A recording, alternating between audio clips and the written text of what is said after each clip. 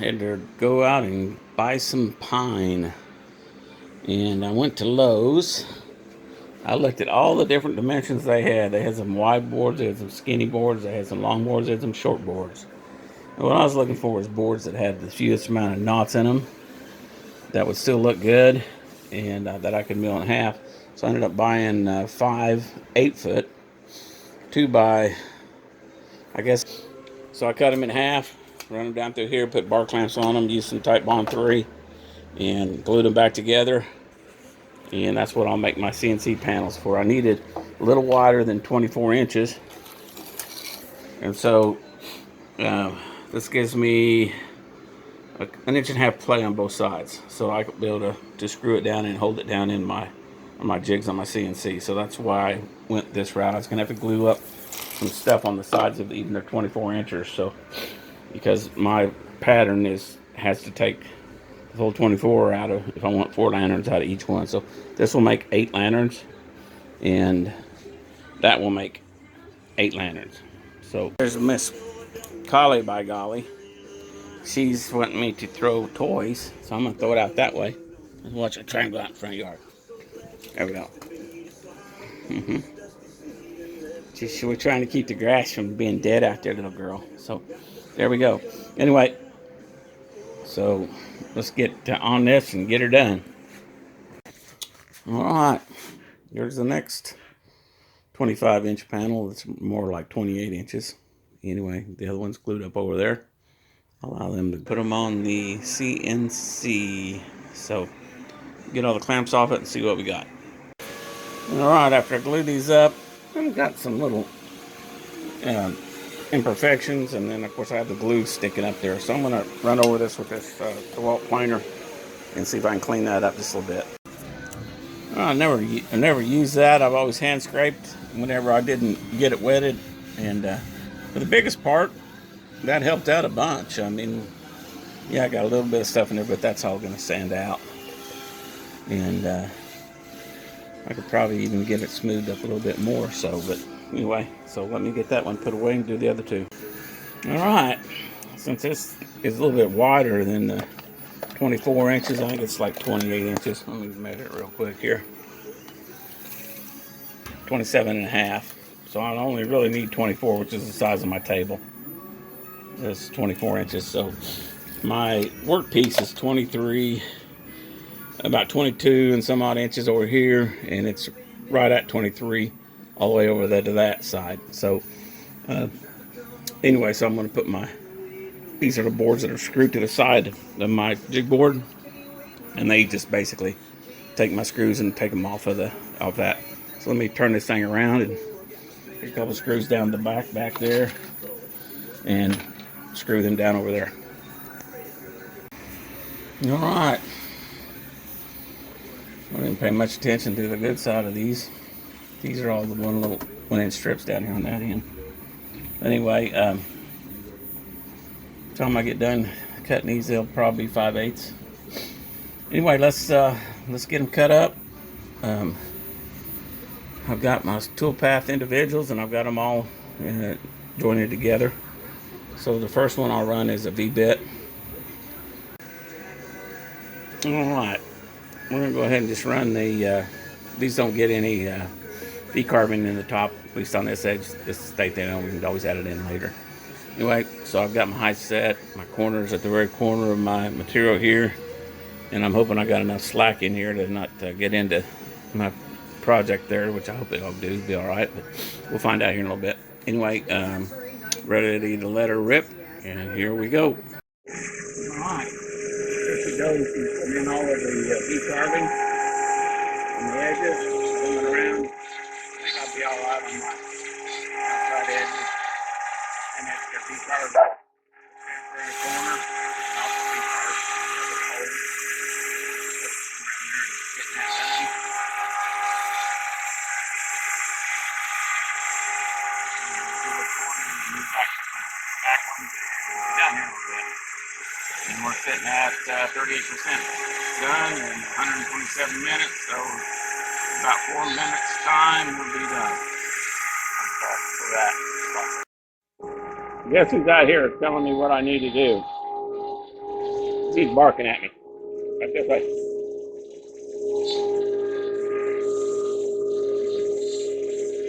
I wish I had a nickel for every time she's made me do that. Yeah.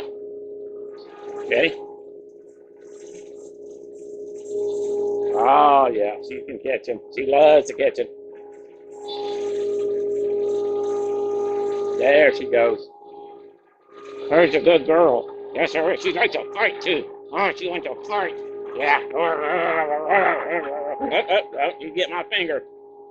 Drop it. Okay, good girl. Ready? Go get. She understands more words than any dog I've ever had. She's a smart girl. Yes, sir is. The old pine kits that we used to buy in bulk, none of them had V carvings on them. The edges weren't chamfered. They were all square. All the holes were square. So this is an upgrade right here on those and the centers and all that good stuff. So I'm going back and cutting the little candle lifters. Put the candle in there. Now I prefer using a large killer candle. It's probably about almost 3 inches around and silent itself. And things last a lot longer. They're not so subject to the heat. They will bend after a while, but pretty much stay there and they don't fall over and then get up against the lantern and you got to watch out for fires with them. So they're a lot better at that than the other narrow 1 inch, candles that a lot of guys use. And I just generally just set it right on top of that and the way it goes. So there she is going to town and we change that bit out so when they can let it run for a while. And we'll get close to 4 minutes and 29 seconds. Going in there and getting that done.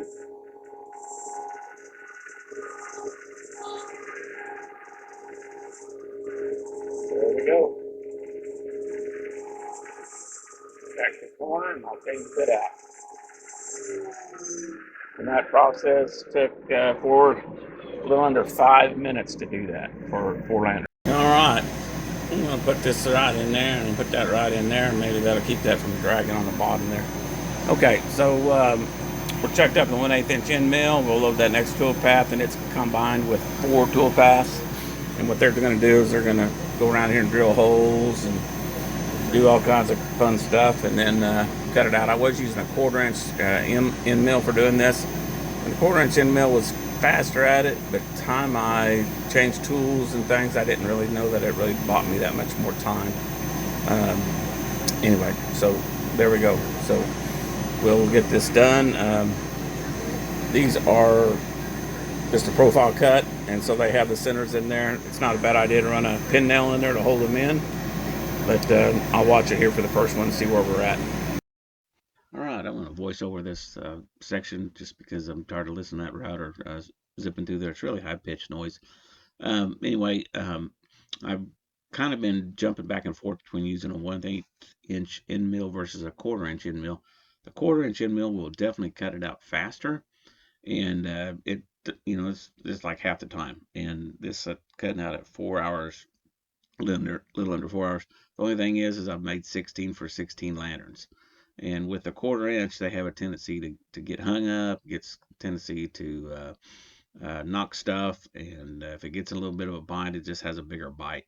Where the 1/8 inch is a whole lot easier on it. I ran the thing for 4 hours, and the router's not even hot. It's just like it's just running and not really cutting much. But so there's a toss up between the 1/8 inch end mill and 1/4 inch, and as long as I'm not having to do much to it, I just let it run. Then I can go out and do other things in the shop or the yard or go and watch TV, and I can hear, in the background. And out of these 16 lanterns, I only had one little hiccup, and I basically knew that that's probably going to come up. And that anyway, a lot of these profile cuts, I changed them to pockets just simply because I got tired of the little pucks coming out of those corners, them little holes, and then binding the bit, knocking my Z off. So I went to the pocket cuts and went around and did that. And, for the biggest part, yeah, it's slower, but it actually works better because you're not having to mess with all of the little pucks. right there on the screen. I'm cutting out the little candle holders. They cut in there.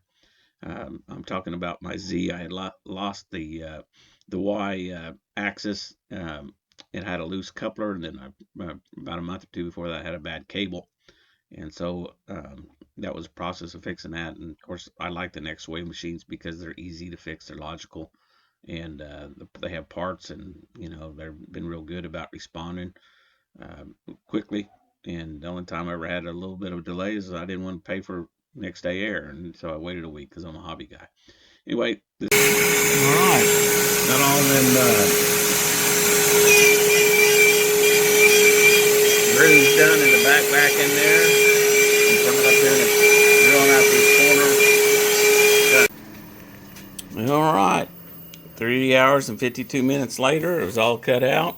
I'll just sit in there and watch the video and didn't do too much. And all these parts are in there. Hopefully they've cut through pretty much. And there's the bed. It's still intact. Some of the things I've kind of learned through the years. And yeah, we'll have to see what we got. Let's pull this thing out and vacuum up, clean up, and see what she looks like. That router was running for about 4 hours, and it just shut off, and it's not even really warm to speak of. These axis motors really not even warm, so they're not just barely warm. That's the sawdust, fine sawdust from the pine, 1/8 inch bit. It's a lot of small pieces, and let's clean it up.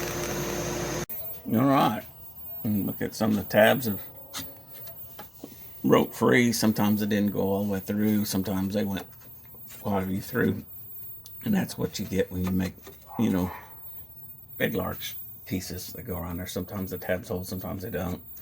You get a little bit of warp ups of stuff, and that's what they make flush trim bits for, and bandsaws clean them up a little bit, and that's what that's all for. So it ain't just to push a button and go, that's for sure. Okay, let me get this unscrewed and have a look at it. All right, view from the back side. These chains are a great idea, but they you spend a lot of time snapping stuff back in together. I guess I could probably glue it, but by the time I did that, they would be wanting to add something else in there. So anyway, it's just one of them little bugs that are kind of running back and forth. These cables, they change places and go back and forth as the thing moves. All right, let's vacuum it up and let's pull them screws out and see what that board looks like. All right, I'm decarving the other side out. This side right here, that side's carved out okay. We're a little thinner there. And the other one I'm going to move down and carve just a little bit deeper. These I'll cut them out real quickly with a bandsaw, and then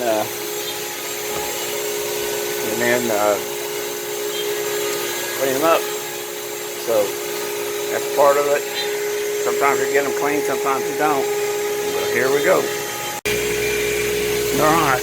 Ringing and skinning ain't a bad way of going if you can get them to break out without cutting them. Then you can run them on a flush trim bit, and then they come out really nice. And so, for the biggest part, we've got about all these. That's got a little bit of a guy on there. I could probably run that again on the flush trim to get that to straighten out.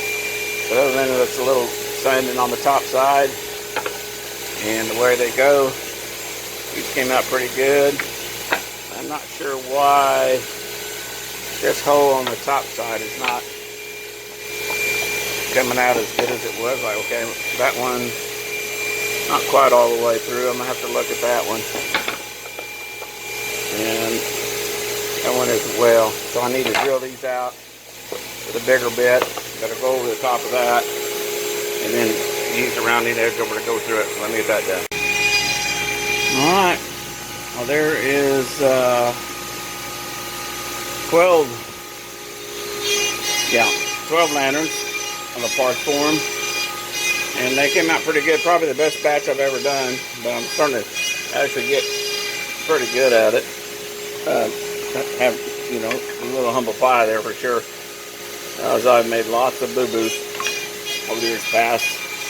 My glue ups could be better, but you know, they're working. And give the boys a little something to sand on just a little bit. I don't want to do it all for them. So these are going to be kits that they assemble. They'll go together, and they can use them as is without having to do any sanding really. If they want them to be, you know, a little more refined, then they want to do a little sanding on them. Of course, I've got to cut the knobs on the end of them and cut the handles in here to the top. And other than that, we should be getting there. And while I'm trying to see if anybody wants any pine, someone spoke up and said they wanted a cedar one. So I went ahead and took a little cedar off the top of that one and glued up some boards this morning, and it'll be ready to drop in there as soon as that other one's done. And that will make 16 of the pine and 4 more of these. And they take 4 hours per segment to cut. So that'll be close to 20 hours going off on that. So anyway, 20 hours of cutting. And my time is not near that. My time's probably about an hour, but I've, you know, got to babysit it. So, you know, basically just checking on it. So I could do other things while I was doing it.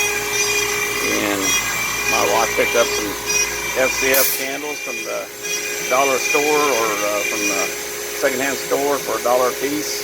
So those will make some cool looking FCF candles. All right, well that thing's been cranking. I've cut a bunch of these guys. Some of it I cut out of some dowel stalks that I had up there. Some of it I had made them. Some of them I had turned from square blanks. Some of it was 3/8 just regular dowel. So I'm going to need to make some more of them. And that's been running for 4 hours and just now finished. Also cut a whole bunch of these out of some 1/4 inch. I had oak, walnut, cedar, and then the regular popper, which I'll use them for the pine. And so that should be enough to do about 16 lanterns. These I'm going to need to run them through the planer, just one on each side, just to kind of thin them up just a little bit. And this one here is about ready. I did have it moving around on me a little bit, so I had to go in there and put some screws in the ends of those deals after they had drilled all the holes. I'd come back in there and put some brass screws down on the ends of about every other one over in here because it started moving around on me. So anyway, so that's good. Glad to get that done. That's 16 of those, and we're good to go. This piece has been cut out by the CNC and it's kind of rough. Just have a pilot bit over it, stuff like that. Around there like that.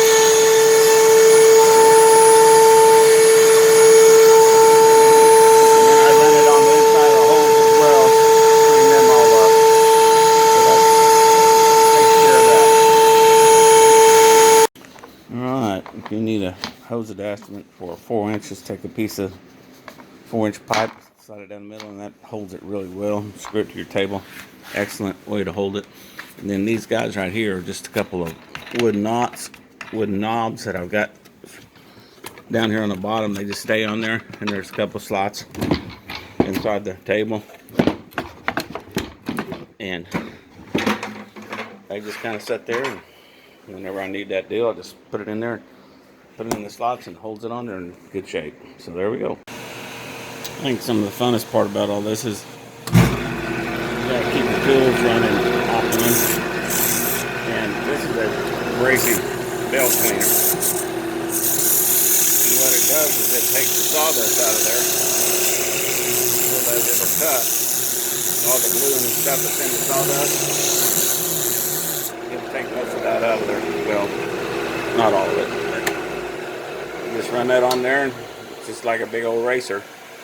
And it takes the glues and stuff that's out of there. And anyway, you got to do that every now and then, probably at least once a week or so, to clean it up if you're doing a lot of it. And of course, you know, you're always dealing with vacuum and dust, you know, different places. So let's get that cleaned up. All right, after an hour running these through 4 at a time, multiple times, because the sander is really not a thickness painter, but it will get her down. And stacking them up, running them through, flipping them through, and just keep running about 4 or 5 times each. So yeah, there's a bunch of them. There's 32 of them. So there's over 100 sandings at least, probably closer to 150 on those, just getting them down to the right thickness. Where the spindles and the dowels come in, fine line to get them just perfect. And did that. And then I planed all of the edges on here on both sides. I still have to put a groove in there and cut the tenons on them. These are the most work. That takes most work to get it. And then the Franken deal is on there. Basically, it's lined up. They'll fit in that jig now. I reinforced my jig with some plywood gussets to keep this dimension from soaking in or coming in a little bit on me, and glued them, so that'll be a permanent fix. And then the next operation is to take these guys right here, and before I cut them, if I don't cut them, they'll split all out and it'll look terrible. So you put them on here, and you just go around it 4 times, so it's 8 times per stick, and cut just a little bitty curve in there. And what that does is that keeps the blade right here, when it goes down, it's splintered it all out. So that's the next process to get that done. And yeah, 16 times 4, that's a bunch. So that's 72 times 4 cuts, so that's over 300 cuts with this. Of course, it's quick and it's jigged up, so it doesn't take any, just a matter of turning it around, then turning it around this side and doing the other end. And this jig does 4 different things on it. So anyway, getting to that point, I'm going to take a little bit of break from it and enjoy some family time. All right, so use this right here. We'll cut this on all 4 edges, flip it around, bandsaw curve it to right there. That puts a slot right there, as you can see right there on that tenon. Then we load this up into here, and this cuts this round tenon off right here. Put the groove out just so that they're all done the same way, and then that runs down over there and cuts that. So we're going to go ahead and cut one of them, or cut a group of them. All right, let's crank up the old shop back. That's that nice quiet white over there in the corner on that hose. That plugs into my right there. So anyway, I'll turn this on. And this will be just a matter of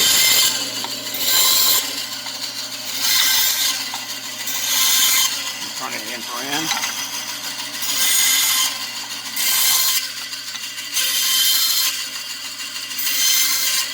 And once you get that done, you got nice little slots in both of them. I'm going to do the rest of them and just put them over on the other machine. All right. We just put them up there on top of that little guy there. Clamp this under tight. Got to keep her on the back side. And turn on the old shop back for the overhead blower up there. And it's going to do the dust deputy, that little hose there. And away we go. You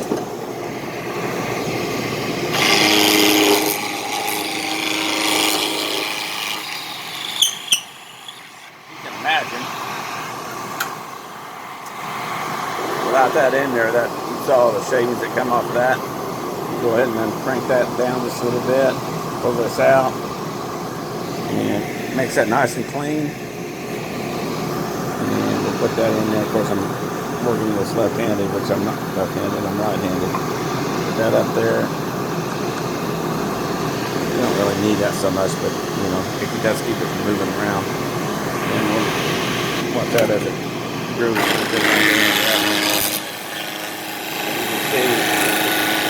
As it comes through the split,